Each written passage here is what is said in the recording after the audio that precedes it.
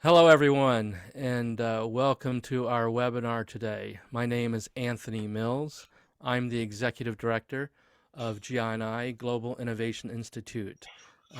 GI&I is the world's leading professional certification, business accreditation, and membership organization in the world. We have certified professionals around the world. We have authorized providers around the world who deliver our training programs. We have assessors who deliver our assessments, and we are all over the world. And we host webinars like this once a month. Today is Thursday, September 15th, and this is our September 2022 webinar. So we want to welcome you to that. What I'd like to do now is introduce our guest today, and after I introduce our guest, I will turn it over to him for his lively talk with us. So our guest today is Mr. Finbar O'Hanlon. Finbar is an internationally recognized innovator, entrepreneur, coach, facilitator, public speaker. He's also an extremely talented musician and music producer. Finbar has dedicated his life to innovation, creativity, and understanding the power of being different.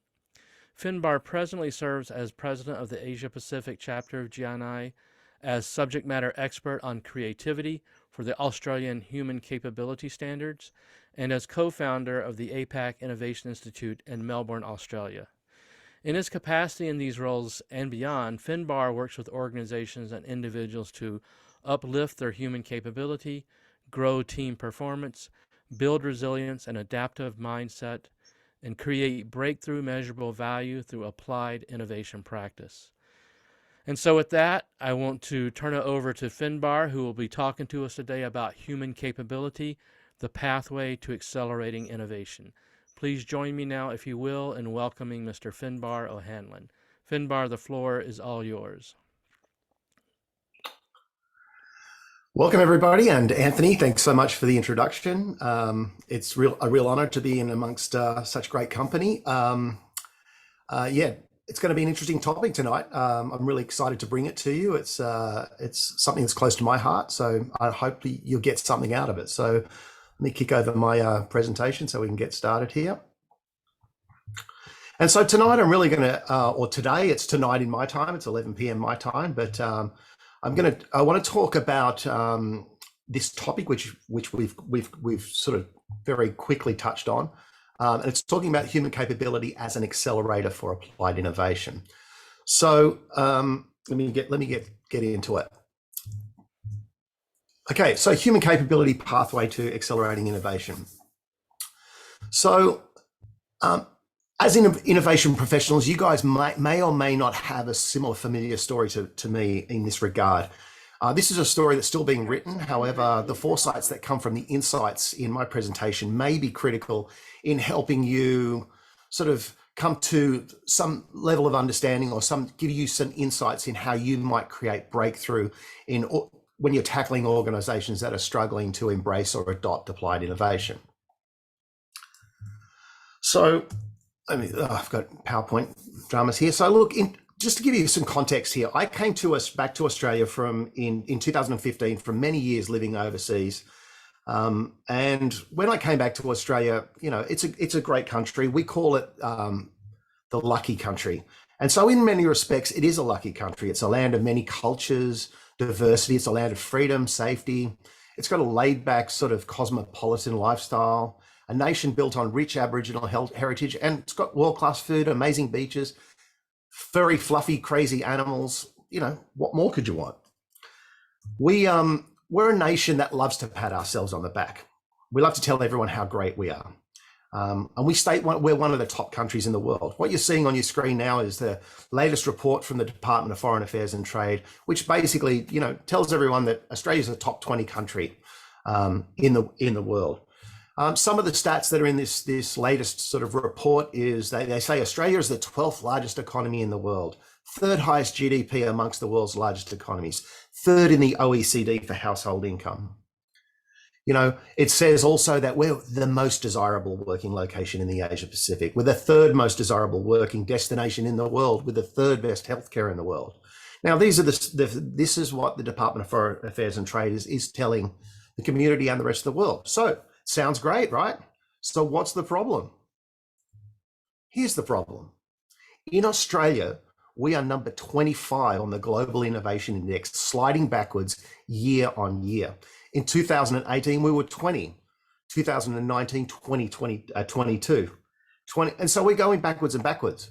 There we are, number 25. And if we look at our innovation output, we're actually 33. So less than half of all companies in this country have introduced a new product or service in the last 3 years. Only 3% can be directly traced to our research institutions. Less than 9% of innovations are market leading. The Australian Department of Industry and Innovation and Science in their latest report states that Australia is now at a crossroads. We either stride towards a more positive future and outlook filled with growth or face continued slow decline. Now, the research argues that it's possible to achieve a high GDP per capita, as much as 36%, but we as a nation need to do something really, really critical. We need to do 5 major shifts: an industry shift, an urban shift, an energy shift, a land shift, and most importantly, a culture shift. For a culture shift is one that catalyzes and propels all others. So it's clear from that score on the 2021 Global Index that Australia is an underperformer when it comes to innovation outputs, especially when it's compared to our other performance stats, right? So you would think that with these government reports and people saying in government and in industry that we are really underperforming and we need to change, you would think that business and governments especially would be taking action. Well, guess what? They're not. They are not turning this action into driving innovation outputs. Now, so as part of the APAC Innovation Institute, myself and my team are constantly facing the same blockers and responses in trying to get and uplift our nation's capability when it comes to innovation. But you know what? We're not alone. Others are trying and failing as well. And so that's the whole purpose of this chat, is to sort of talk about the things that we found, the insights, and what we're doing about it and how we're getting around that and how we're creating breakthrough. So let's talk about some of the corporate innovation blockers. These are some of the common insights that we've gathered, and they may be similar in your countries, and you may be working in a team or in an organization, or you might be a training organization facing these as well. So there's a lack of understanding what innovation actually is. Now, in this country, you ask 10 people what innovation is, and you've got 10 different answers. Organizations typically don't have a good understanding what innovation is. They believe it's something intangible. It's nice to have. They seem to have an ingrained belief system that innovation does not work for them. A belief system that basically makes it impossible to change. We can't talk to them. We start to try and explain it, and they're like, instantly blockers are up. Other companies directly just have a poor association with the word innovation. You say the word innovation, and they say, we've tried that and it doesn't work. What they don't realize is it wasn't innovation that didn't work. It was the way they approached innovation. And I'm sure we all know that, right? They're closed off. One of the issues that we're facing is they're closed off to others highlighting the issue. They don't want to acknowledge it. They don't want to ever admit they got it wrong. There's a lack of understanding how to measure cost and effectiveness. So because the innovation outputs are in the future, sometime in the future, there's a lack of understanding in relation to how to actually measure the value gained by innovation versus the risk and cost apportioned to implementing the enterprise-wide innovation program. There is an ingrained association with risk. And this is really something I'm really passionate about, because I talk to boards about this a lot. These businesses always attach risk with innovation. And you know what? There's risk everywhere. What they're not understanding is that properly executed, innovation de-risks the ability for an organization to thrive into the future. Done right. Obviously done wrong, it is a risky endeavor, but it is with nearly anything. So they're not actually, because they don't understand it, they think it's risky. There's another thing. There's a differential between saying and doing. Now, this is a really interesting one, because I talk to organizations and they say, well, look, we've got an innovation team. I talked to one group the other day, they've got 6,000 staff and they have 2 people in their innovation team, and they're doing their innovation on Excel spreadsheets in a silo. When I talk to the leadership, they say, well, we've got an innovation team, and what we care about is telling our stakeholders, our shareholders, and the markets that we are innovative. And we have got an innovation team, so we are innovative. The actual doing and implementing an enterprise-wide innovation program, or looking at a number of different vehicles and pathways to actually execute innovation, is a lot of work for the same short-term result, because they still seem to be doing innovation. What they're not taking into account is what that means in the future when their innovation activities don't turn into innovation outputs. And lastly, innovation's too big of a jump. It's to go from a silo-based mindset into a culture and building an enterprise-wide innovation program. They don't have the maturity, and they just think it's just too hard. And so there's some of the core corporate blockers that we're facing. And part of the insights that we're getting here is that organizations think innovation is doing new things, creation of new products, new services. But there's an innovation happening within all these organizations inside it. It's a workplace innovation. It's the greatest transformation of work in a century. Now, the nature of work is changing. Companies today are facing a range of fundamental changes. These changes amount to the greatest transformation of work in a century. So these changes are often something that most companies are ill prepared for.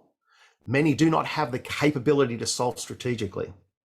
So it's a workplace innovation revolution, one instigated by the organization, but now driven in a lot of cases by the employees.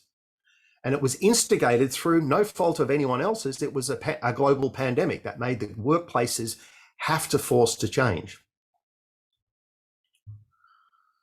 So I'm going to talk a little bit right now about, and this will all make sense as I get towards the end. So just bear with me, right? So this is a company called McCrindle. They're one of Australia's most predominant social research specialists. They've just released, this is about 3 or 4 days old, this report.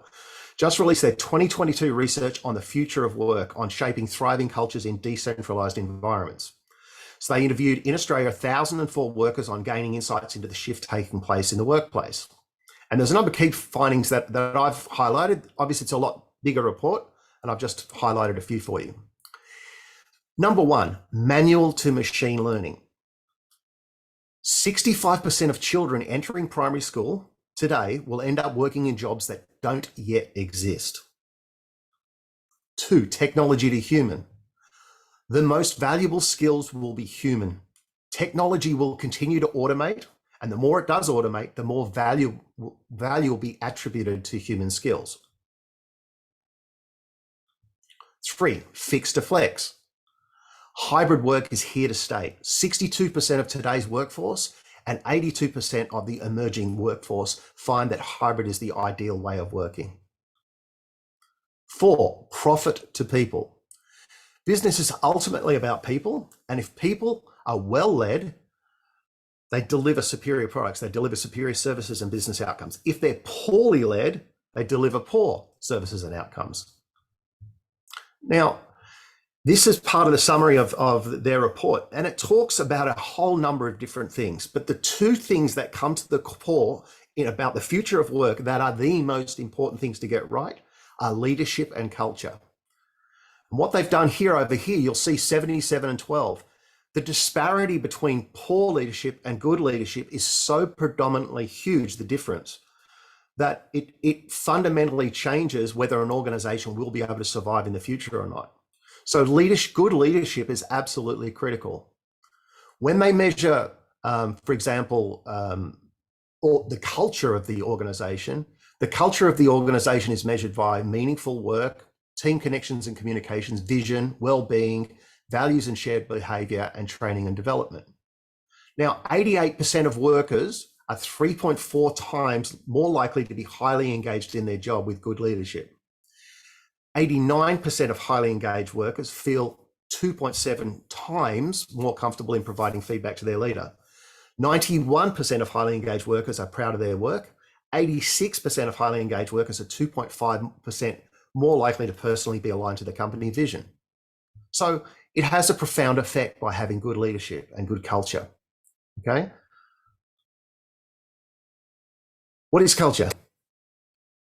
The way McCrindle talk about this is the roots are hidden beneath the ground and seemingly unseen. However, the health of the root system determines the health of the tree. It's the culture, not the goals, that set teams apart. Now, if you look at a football team, all football teams have the same goal, but it's the culture that brings one of them out on top. Culture is the character and personality of the organization. And 5, and this is where we start to get into the meat of this, jobs to capabilities. In a changing world, organizations need a workforce that has the capability to be adaptable.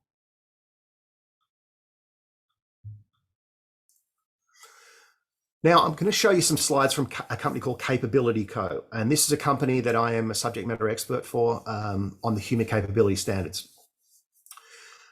Human Capability Co. is, we'll go through it in a minute, but they basically, a Deloitte and Deakin University report recently came out and said human capabilities will form 63% of all future job profiles. The 2022 Human Capability Framework is a framework that defines the most important human capabilities required for the workforce of the future. Human capabilities are not about what someone has done, their degrees, or where they went to school. It's about who they are innately and how they think. Capabilities provide an organization with the ability to integrate, build, and reconfigure internal and external resources, which are people and strategies, to address and shape rapidly changing business environments. So, what is a capability? Over here, we talk about competency. These are the skills. Now, I'll just talk about this for a moment. We've been brought up, most of us have been brought up learning a set of domain expertise. We're mathematicians, we're whatever it is, we're AI experts, we're florists, we're dancers. And so we have a domain level of expertise, and we grow that virtually, and we build a level of skill till we get to a level of expert. And some of us have multiple domains of experience. And this is our competencies. These are our skills. But a capability allows people to think across domains. It's to be able to see patterns, to connect the dots, to think outside that single domain. And it's these human skills that are added to that competency, which gives, in combination, a capability. Now, this is where it looks at the jobs of the future. In the past, we're talking about a job with competency. I am good at this job. So an organization had a hierarchical structure, and people fit jobs where they would go in and do a specific job. That's a rigid structure. Now, what happens when the organization needs to move and flex means that people get laid off. There's a whole heap of internal politics. People are stressed. Politics comes in. People don't want to change. There's change management processes. There's a whole heap of work inside the organization just to get it to move a tiny bit. Capabilities now going to be the currency instead of competency. And capability, when capability is a currency, well, jobs are unstable in this flexible scenario, but with capabilities, people can be more dynamic. They can join different teams. They can have different organizational structures. They can have different hierarchies. They can have different occupations. And most importantly, a lot of the actual human skills and their innate beliefs through the human capability discovery tools are brought to the surface. So an organization can tap into some skills and understanding of some really powerful value-added capabilities that they never even understood before. So it allows the organization to develop a strategy, and the strategy, the capabilities provide the ability for the capacity.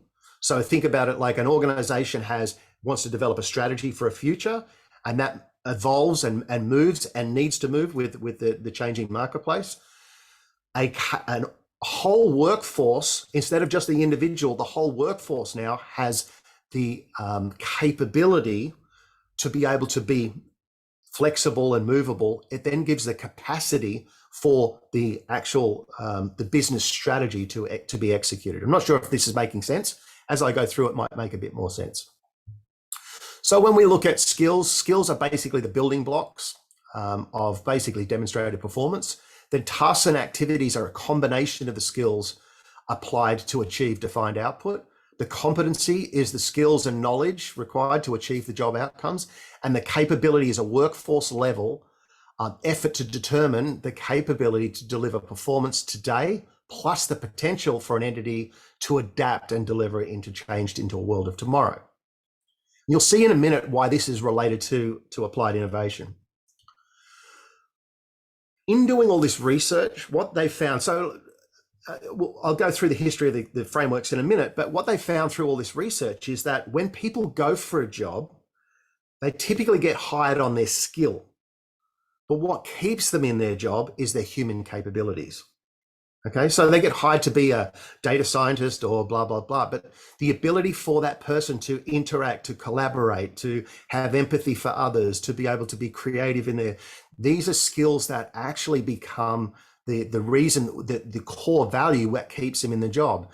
And so in these jobs of the future, when you have a strategy, a future fit strategy, the human capabilities of these greens here, you'll see even in sort of wealth management, mission leaders, IT and networks, there's all sorts of jobs that require that the human capabilities are actually the valuable component of the job. And this is what actually makes you as an employee more valuable in the future, the more you've actually developed these human capability skills. So now going back to the standards and where they came from. So these have been around for a long time. They started in the 90s, and there's basically, since the 90s, there's been a whole heap of research. A gentleman in Australia, Professor Marcus Bowles, who set up the Institute of Working Futures, started on this. And since then, he's done a number of iterations, but it's been adopted in Australia by over 50 ASX listed and Forbes 500 organizations. It's been acknowledged as the world's best practice, foundational to health leadership standards, frameworks developed in Canada, Singapore, UK, and Australia. And so it has over 500,000 employees that are going through this program or have gone through this program. So if we want to talk about take up and aspiration, and not blockers, we've got people now that are jumping on board. We've got large organizations who are seeing that they want to be future fit. They need to develop these human capability standards. And some of these logos here are some of Australia's biggest companies, from Qantas Airways, Westpac Bank, Bunnings, New South Wales Government. So the human capabilities are getting cut through. And you'll see how this all meshes together shortly in a moment. So let's talk about corporate adoption here. I want to A/B how corporates, rightly or wrongly, perceive the two things between applied innovation and human capability. Corporates in Australia, from the get-go, look at human capability. To apply it has little risk. It's about uplifting human capability. What could go wrong with that? When it gets to innovation, they perceive on the get-go that innovation is risky. It's got a large perceived risk. Human capability is easy to value for an organization. Hey, I'm going to make my staff smarter. I'm going to make them more agile, more adaptable. That's easy to value for them. They already are investing in leadership and development. Innovation for these organizations is hard to value. Rightly or wrongly, we could help them understand value, but they can't understand it from the first perception. From the corporate adoption and the get-go, human capability is easy to implement. The programs are in place, all the discovery tools are in place, the dashboards are in place, everything's already in place. It's easy to implement. Innovation is hard to implement. It takes a whole program. That's their perception. Now, what I'm talking about here is not from our perspective in actually implementing it. I'm talking about how we get them to adopt, going on that journey with us. Human capability is easy to measure. Right? All the tools, all the frameworks, all the capabilities, everything's there. Innovation for all these companies, from a perception point of view, in getting innovation started, is hard to measure. And don't forget, the purpose of this talk is talking about igniting applied innovation, getting it started. So getting it started, these companies thinking, oh, it's hard to measure, it's got a risk, it's hard to implement. And human capabilities have a fast-growing adoption. And in this country, applied innovation has a slow adoption. So what I want to point out is the future of work, human capability standards, and applied business innovation share some strong commonalities. They all rise and fall based on leadership and culture. They all look to put in place systems, processes, and methods that help the future value of an organization and the value provided to its stakeholders. The key difference is human capability uplift has little perceived risk. It does not have poor associations with a past venture that failed. It has perceived value, it's measurable, and it's not complicated to implement. Best of all, the human capability standards are already being taken up by major organizations who see the value, with over 500,000 people already working or working through the process.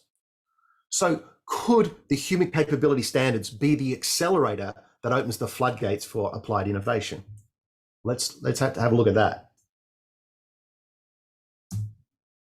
Here is the reference model for the human capability standards. Now, it might be hard for you to see this on the screen. I'm going to call it out. 1, critical thinking. 2, creativity. 3, adaptive mindsets. 4, innovative thinking. 5, lifelong learning. 6, initiative and drive. 7, cultural awareness. 8, ethics. 9, empathy. 10, communication. 11, collaboration. 12, problem solving. 13, digital acumen. 14, consumer focus. And 15, leadership domain. Okay, that is the reference model. There's other different frameworks, but that's the reference model for the standards. Now, implementing applied business innovation in an organization-wide activity, one where leadership and culture understand and working towards a goal of delivering more value and or better experiences to customers and markets that are profitable to business. That's the purpose of applied business innovation, right? Is that working towards a goal of delivering more value to its stakeholders in a better experience that's more profitable. So when an organization's capability has already been uplifted, right? I'm going to read out a sentence here, right? And I'm going to do a little bit of mapping, just so when I'm calling out numbers, you understand what I'm about to do. I'm going to call out a number and I'm going to say something as part of a sentence, and that number relates to these numbers that people are taught by going through human capability standards, okay? So I'm going to say this sentence.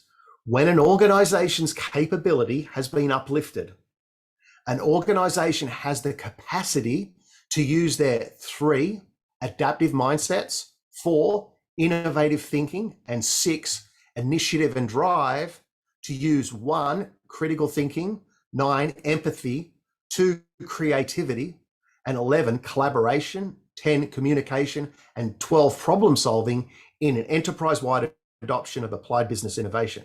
Now I'm going to take the numbers out. I'm going to read it again.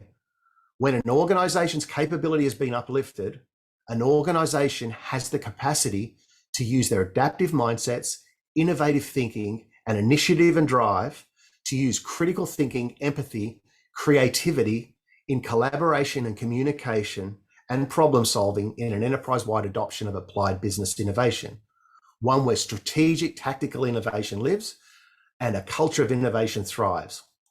So what I'm trying to say here is that as we go through the Ginny program, the incredible program that Ginny has put together, is if we look at some of these outcomes, if people are going through the human capability standards and they're getting trained in this, it by nature of it is a pathway to remove the blockers, because the blockers that are there are often because their mindset is not in a place where they understand this stuff. They can't think critically. They've got cognitive bias. They've got all these sort of things going on that's stopping them from actually taking on applied innovation. But by going through the human capability standards, they get to a point where they're improving their intelligence. The organization has a much more flexible dynamic capability. And what to me would be the next step from that? The next step is that jumping into the journey of applied innovation in a proper sense, where it has a strategic and a tactical sort of back end.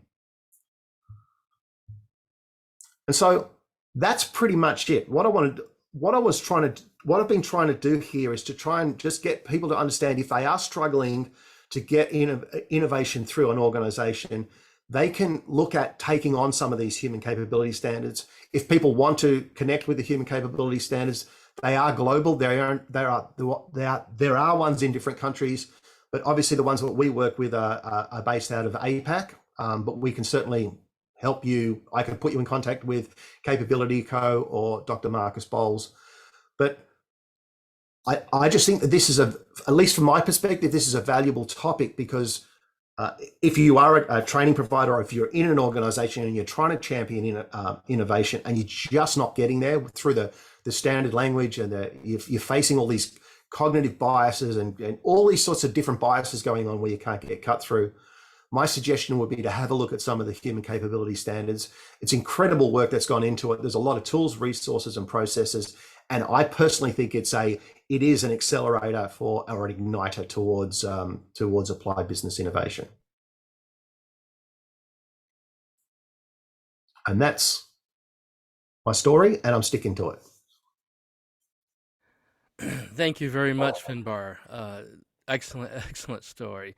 So what we'd like to do now is to open the open the floor up to questions and comments about this, and I'll just kick it off with a couple of comments and questions and observations. But for those of you who have questions, feel free to put them in the chat window, and we can address your questions or your comments. But this is excellent, and thank you for sharing again with us, Finbar. So my first question for you, Finbar, is just going back to the Australian Human Capability Standards. When was this first launched? What year? So it started in 1990. Yeah. Oh, sorry, it wasn't 90. It was in the 90s. I don't know exactly what year it is, but it's been around like 30 years or so, and it's gone through a number of different iterations. It started off as a research project. So Dr. Marcus Bowles was trying to research around the future of work, basically. And it just evolved into, what happened was he was doing it for specific organizations, all this research. And then as artificial intelligence came on and some of the smart systems came in the just over past 2010, they started sort of mixing and smashing all the data together and realizing that all of this work they were doing for these major large corporates and doing all this research, there were some commonalities in the data, and the commonalities across a load of organizations came out to actually form the standards. So the standards weren't what someone just said, oh, we need to do this and we need to do that. It came out of a bunch of research over a number of years working with organizations, and it came through putting it through the artificial intelligence and the systems and the technology processes, took that big unstructured data and then pulled it out, and that's what actually came up with the findings. And it found that regardless of the organizational size, it was pretty much that's how they came up with the different standards. And the framework we looked at is the 2022 framework. Were there earlier versions of the framework, or is this the first time? Yeah. So there was a 2020, there was a 2016. I think I'm not the expert in it. I'm sort of quite new to it. But in the 2020 framework, in my understanding, my crude understanding, again, I'm quite new to this, is that the 2020 framework was really focused around schools and around, how do we actually start to educate the upcoming children? What are the skills that need to be added to curriculums? The 2022, again, in my understanding, my limited understanding, was really focused on business. It was really, it's that taking that next jump. More data's come in, a lot more consulting. So one of Australia's biggest telcos called Telstra, this organization, so there's two organizations. There's the Institute for Working Futures, who wrote the standard, and Capability Co is the consulting vehicle that does the actual implementation. So Telstra wanted to deploy the human capability standards across their organization, their massive organization. And so Capability Co did that. And so through this work, it's that on the latest standards that they released, it's much more relevant to, or it's much more in tune with what's happening in the future of work, the transforming workplace, the decentralized workplace. And the research they're doing, and well, I guess in the framework now that has come out of that, to me, that just echoes a lot of other research I've seen that's reinforcing the same thing. And essentially, what's happening is there's a shift in the workplace and in really the capabilities that business organizations need out of workers. And it's a shift from purely tactical analytical skills, how to enter something in a computer, to far more to the right brain creativity, critical thinking, using your imagination, thinking much more broadly, connecting the dots. There's a huge shift away from that, and the part of the reason is that now there's so much automation that can automate a lot of the more tactical analytical activities, particularly with AI. I mean, artificial intelligence is now automating, design, graphic design, and industrial design. It's automating all kinds of things, and with robotic process automation, it automates routine tasks inside of businesses. And so it's a shift, as we offload more of those tactical tasks off to automation, it's a shift to where we actually can use human capability. And it's far more on the creativity and the critical thinking side. And all of these, I forget the number, but all these different skills that you have shown. And I absolutely love that sentence where you put them together to show how that builds the pathway for innovation. That was excellent. Any comment on Yeah. that? Yeah, look, I 100% agree, Anthony. I think the point that which I'm very excited about is so I'm the subject matter expert in creativity, and a lot of people think creativity is art and music, but creativity is the is creating solutions to problems by the reorganization of existing things, and people just get all confused about that. But it takes a process of gaining insights. Very much, it's part of the Ginny program actually, but it's really fascinating when I take people through processes and frameworks and teach them that creativity isn't something you're born with; it's something you can be taught. And when it gets to this point where artificial intelligence is automating things, we're finding, even though Midjourney and DALL-E 2 and is doing all these graphics and all of that sort of stuff, people are freaking out about it. But this is where we talk about jobs of the future. Some of the new jobs that are coming up will be the people that can actually write the scripts and the cues that are going to be able to create the art. So there's all sorts of new jobs that are coming out. But to do that requires different levels of skills. And a lot of those skills are like empathy, collaboration. Collaboration isn't a machine-to-machine algorithm. Empathy isn't a machine-to-machine algorithm. As much as you can teach creativity, you can take in a lot more sense-making around this environments. There's human emotions that can play into the algorithm of how you actually create outputs. Now, a machine can't do that. It can have an algorithm that will sense that. But this is where we talk about the development of these skills. The more someone develops those more human skills that can't be automated, creates greater value for themselves and for the organization. And I stress this is because I know Dr. Marcus Bowles is really passionate about this, and he really drilled it home for me, is that capabilities have a personal lens of, hey, I've got this capability now to be more creative, to solve problems, to see things that other people can't, to associate things, to connect the dots in new and fascinating ways. But from an organization, to have a fluidity across the workforce instead of these rigid people. Now, if you think about the amount of organizations that have gone through even subtle changes and the amount of strikes and protests and people freaking out, and it's because they're stuck into one job and someone's challenging that and they don't want to change. But when you build this level of capability across the top, the organization has that capacity to build a fluid organization, and that is critical. And organizations are starting to realize that's critical for the future. It is, you're right. And I think you hit a key point there. And being able to, by developing this capability inside of humans, you certainly then develop the capability for transformation inside the whole organization. And there's a phrase that we kind of hear bandied about with more and more now. What we say is human to human innovation, and that's kind of where, like you're talking about, there's only so many things that a computer algorithm can do. And that leaves us to the things that are purely human, which is things like empathy and collaboration, like you mentioned, purely human things. And those sort of things are really going to be critical as we go forward in helping organizations to continue to transform and so forth. Anyway, I want to shift gears. There's a few questions that have come in our chat window. I want us to address those and see what we can do with those. So the first one comes from Hatem. And Hatem says, great overview, Finbar, many thanks. Can you share a success story involving a transformative journey, a reinvention, or so forth, of an organization following a positive shift in culture? They're interested in sharing with their team before and after, and what's the change, the delta? So there's a number of them. I'm not from Capability Co. I work for Capability Co. and they do the macro of working in the organizations. They get me in as a consultant. What I could do is to do it the proper justice rather than me making it up. What I could do is come back to you with a number of case studies, or get if Haham, if you want to contact me or through Anthony or something, I can get you a number of those case studies just so you can actually say, this is what they did at Telstra. Here's the shift that occurred. Here's the output. Here was the measurement.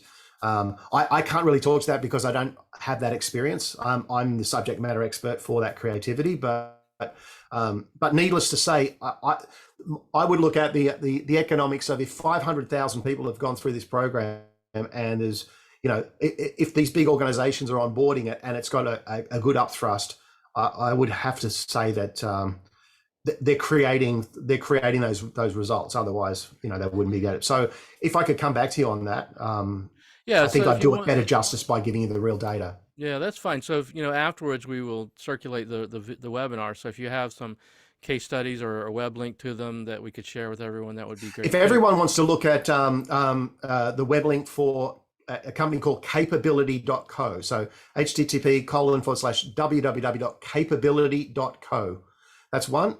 And then the Institute for Working Futures is the other one. I'll post the links for you, Anthony, for the playback on this on the YouTube channel.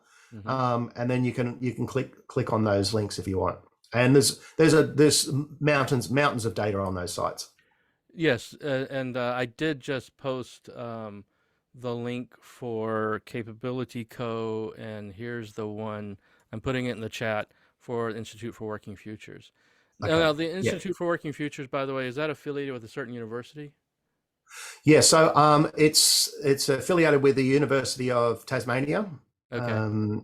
But it's also lots of universities, from my understanding, lots of universities. So the capability, human capability standards, once you go through that, you actually get university credits.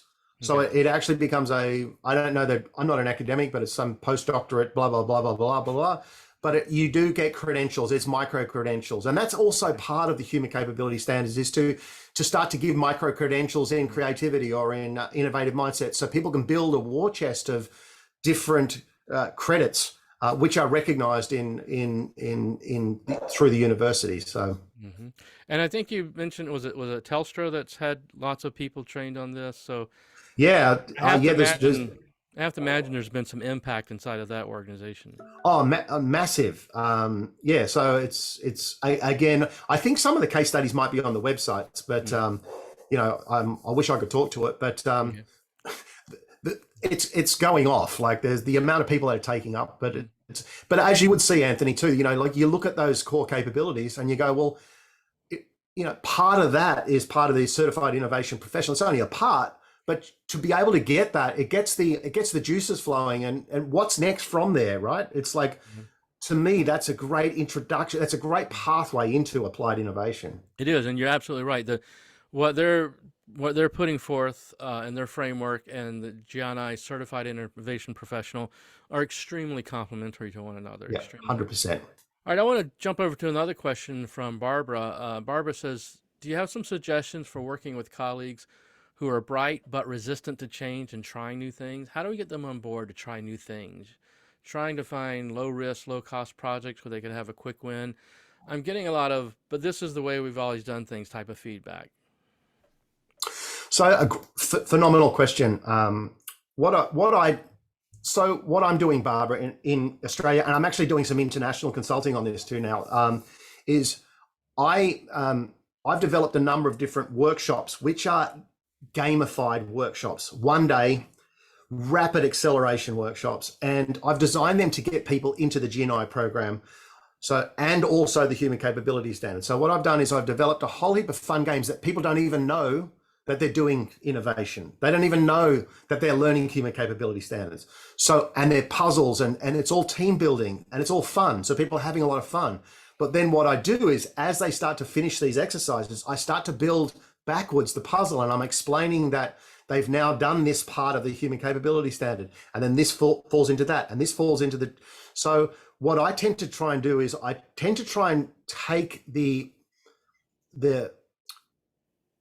academic, like, this is what I try to tell, not to tell them what they're doing, but I try and gamify things where it becomes fun, and then I unpack that at the end of that into actually explaining that, by the way, you've had all this fun today, but what you've actually done is you've learned you've learned the art of discovery. You've learned how to problem reframe, how to even solution reframe. You've learned, and so they go, what? And you go, what you've actually just done is you've actually gone through an innovation process, but you're not telling them at the beginning that they're going through an innovation process, because they get these blockers. I don't want to do that. I don't want to change. But everyone loves to play. Everyone loves a game. And so that's what I've found is really, really great. Like I have this thing called Burning Mind, which is one of my workshops, and it's a human capability and innovation workshop, and it smashes it together. But everyone thinks it's all about a burning mind. I'm going to help you develop a burning mind in a one-day workshop, and it's a lot of fun, and everyone has fun. But at the end of that, I explain that you're going to walk out of here a lot smarter with a burning mind than you did when you walked in, and everyone loves that. But I'm not saying to them, I'm going to teach you innovation and you're going to learn how to change. Do you know what I mean? So it's about the lens and the language, and it's that human-centered design and empathy coming together, going, how can I change the language on the fly to suit the person? Mm-hmm. So for me, it's not about the process, it's about how you deal with the language. I think you're absolutely right. And it's essentially you're tricking them in innovation, but hopefully then the light bulb goes on for them and they go back and say, hey, this isn't so scary. Maybe we can do this after all. But I think you're right. Yeah, Barbara just said, trying low risk, low cost projects. Yeah. Well, if you could turn every project into a game, that would be a great challenge that I could give you right now. Is like, how would you develop some projects that are all games that are fun? They're low cost, they're high impact, and they're high engagement. And then how do you then route them into some sort of innovation methodology? Yes, and yeah, that's the thing, is a lot of people get afraid of the word innovation per se. And so if you can find ways to get them to move in that direction without even necessarily using that word, sometimes that's what it takes. But kind of let me unpack a little bit what you were getting at, and it's partly what we call stakeholder management. What you really have to do is understand your stakeholders, understand what motivates them, what makes them tick, and what is it, that really excites them. And then figure out, how do we repackage what we want to change into language and into a frame that resonates with them, and that may be a little bit different language for every stakeholder. That's part of the art of storytelling sometimes, is put everything in the language that resonates with that stakeholder. 100%. Yeah, absolutely. Yeah. And by the way, coincidentally, the more you've developed human capability, the better you can have empathy and storytelling and do exactly that. And what you've just said, Anthony, is my whole point for this webinar. There is a direct connection between human capability and applied innovation. And when the pathway to take up applied innovation is too great, human capability is a great accelerator. It is. I mean, and actually, I guess it raises in my mind a little bit of a chicken and egg situation. Which comes first, innovation or human capability? Probably human capability comes first, right? Well, for me, when I first, tell you a little story. When what happened with me was I was going around, I was talking to clients about the GNI program, and someone said to me, well, have you seen the human capability framework? So I'm like, no. So then I went and looked up the reference manual. I'm like, well, that's what we're providing from the certified innovation professional is that plus a lot more. Mm-hmm. And they went, oh, okay. And so they said, but we've already adopted this. I say, well, great. Well, then you can then accelerate what you've already adopted by looking at this what we're doing. And so I basically posted that online, and Dr. Marcus Bowles hit me up, and we started a conversation. We hit it off, and it was like, we just really resonated with what we're both trying to achieve here. And there was a lot of similarities, and he got to know a little bit about GNI, and so yeah, we saw that direct connection, and those guys are really great guys, super smart. So yeah, so it was a good connection. All right. We have another question here from Amjad. He wants to know, what is your advice on approach or tactics to encourage innovation mindset in a government entity? Phenomenal question. Because in a government entity, exactly what Anthony just said. a government entity is so big typically, and there's so many different politics and decision makers. So I would have a different language depending on who I'm talking to in a government entity. Typically, what I've found in a government entity is that you have to do a lot of discovery on who's the person you're talking to, and who's the person they're reporting to, and who's that person that they're reporting to. And it's really it's an art of discovery to be able to sort of work that out, because you have to work out what are the needs and motivations of the person I'm talking to, what's the needs and motivations of that person that they're talking to. So you need to sort of look, and the way I do that is I look at press releases. What have they said in the media? Because because that's a good indication of the things they've committed to. And so that's sort of what I do. And so once I've got those insights, then, and it sounds a bit cheeky, but I've done things in the past where I let them know that I'm about to go out with a press release that says that based on what they've said in the marketplace, we're now going to come out and support that by something.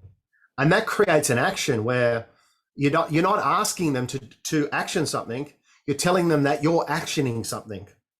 And that actioning that you're actioning something makes them action something. Because I think what I found is when you go cap in hand to a government department, typically, at least in the ones that I've gone to, it's very much, it's like talking to a rock. Like you just get, they're like, that's great. So it's about how can you again be innovative in your approach in thinking about what are the things they've committed to, what are they saying to the market or to their stakeholders, and how can you support that. But by you saying that you're going out in a press release to say that we're supporting the endeavor of this, it makes them accountable to that, and it gets the conversation starting. So that's typically how I work with government departments. It's a little bit cheeky, but it seems to work better than just talking to them and asking. At least when I've asked them for help, it's a very, very slow process, and it's caught up in politics. And then you talk to them, and then they're excited, and then they leave, and someone else comes in. It starts all over again. That happens in business organizations all over the place. But we work with a lot of public sector organizations as well, and actually I give a lot of them credit. Many of them are working hard to try to have effective innovation programs, and but yeah, it's a different mindset, different situation. Yeah, look, honestly, I'm not trying to belittle them. I'm just thinking you have to be really it's a great question, Amjad, because I think it's one of the hardest people to talk to, at least in my experience, when you're talking to a government entity, because you don't really know, what's behind. Like if you talk to an organization that is trying to do something, you know what they're trying to do, and it's a lot easier. When you talk to a government department, they might want to do something, but the people behind them might not want to do that, and so it really is a multi-dimensional thing you've got to look at. I don't know if that helps, but. Well, I think it does help. And the other thing, I guess one of my last thoughts here as we start to wind things down is, you were talking earlier about, I forget the exact model, but it was skills and ability to do skills plus purpose equaled capability, and how that, you're basically embedding all of these other things around empathy and collaboration and creativity on top of skills and so forth. And the thing that reminds me of, brings to my mind, is when we talk about the T-shaped person. If you probably know 100%. Right. So there's someone that they have deep domain expertise in a field, and sometimes more than one field, and yet they have this broad overarching ability to connect the dots and understand business, understand the world, understand people and markets, and they can really connect the dots across all these different domains, and they get the big picture, and they just get it. And to me, that's a big part of developing human capability, is turning people into true T-shaped persons. That's right. Absolutely. I think one of the key value, the key other thing too, that where human capability, and you're 100% right, Anthony, but the other thing that organizations are really getting excited about from the human capability standards is that's about developing a T-shaped person, but they're looking about developing a T-shaped organization. So the whole workforce is T-shaped.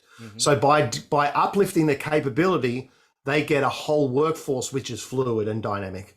Mhm. So they're seeing it through that lens as well. It's just like, well, we're developing great capability in people, but it allows that when a shift occurs in the business, our people will be able to bend, stretch, and flex rather than all the problems that we've had in the past. So they're looking at all the T shapes connect together. What does that look like?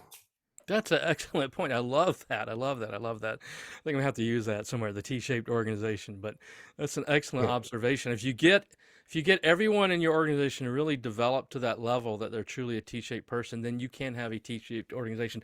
And I would conjecture to say even further that if you have a true T-shaped organization, then that organization is capable of tremendous results and ongoing transformation and evolution. And it's interesting too because you're right. From a future of work standpoint, the world of work is changing dramatically. And in fact, in December we're going to have someone on who's been talking about what's called the results only work environment, who wrote a book called Why Work Sucks, right? And it's this whole idea is the world of work is changing and the organization is changing and the workforce is changing, and we have to get to that point where everyone is has human capability to the level you're talking about here, and everyone is able to really function independently as a highly capable person so that we create a T-shaped organization, and a T-shaped organization can truly focus on results and outcomes. And the nice thing about that is you get past a lot of the, if I may, office politics and petty stuff that yeah. get in the way of organizations being effective. The organization, in the end, it becomes so much more effective, so much more effective. There's another thing I haven't really mentioned yet, which is the discovery tools that Capability Code's got through the Institute of Working Futures. The discovery tools are so good that they help uncover people's own passions. They've got a map which is when you're doing something, when you're forced to do something you don't like, it's called stress. When you're doing something, you're forced to do something you love, it's called passion. And so by being able to get into the discovery of what each individual person's really good at and what they like, and raising that to the surface and developing that, the organization can uncover value they never saw in people before. If something shifts, they know how to move someone from that job to that job. They know how to build teams around capability rather than a job title. And also the workforce is going to be happier, and they're going to be, we talked about culture before, that develops a great culture because people are all in their flow state rather than in a stress state. Absolutely, you're right, and that's the thing. We've talked about in GNI and in the Chief Innovation Officer material. We talk about workplace innovation and management innovation, and we talk about um, some of these mandates that we deal with, and a lot of it is how we engage people, how people develop their skills, and if we can get people really passionate and engaged in things they love doing, it really is a game changer. Yeah. So that brings us to the top of the hour. Any closing final comments for us, Finbar, before we wrap it up?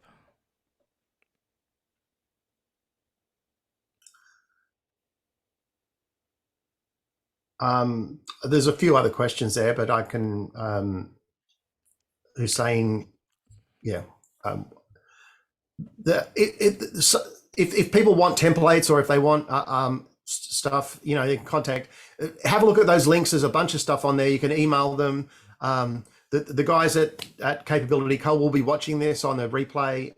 So if there's people that want, you can always just email the organizations and just say you watched my webinar, and they'll be happy to help you with it, whatever you need. Absolutely. And just so for everyone, this webinar that we're doing right now has been recorded. Afterwards, we will send out the link to everyone who registered with the recording, and we can include any additional material about Capability Co. and so forth. So with that, I want to wrap it up. I want to thank you, Finbar, for being our guest today. Outstanding, excellent presentation. You just illuminated so many excellent points. Things I'm going to take away and embrace now. The T-shaped organization and the fluidity across the organization. I love it. So thank you, thank you, thank you so much again for sharing your wisdom Well, and insight with us. We are so thank happy. you. And I really appreciate your time and what you're doing, Anthony. And I appreciate everyone that's joined this webinar. Thank you so much for joining. I really do Right. appreciate it. And yes, I want to thank everyone who joined us today for your presence here and participating. And we'll see you again next month for our next webinar. Take care, everyone. Goodbye. Bye.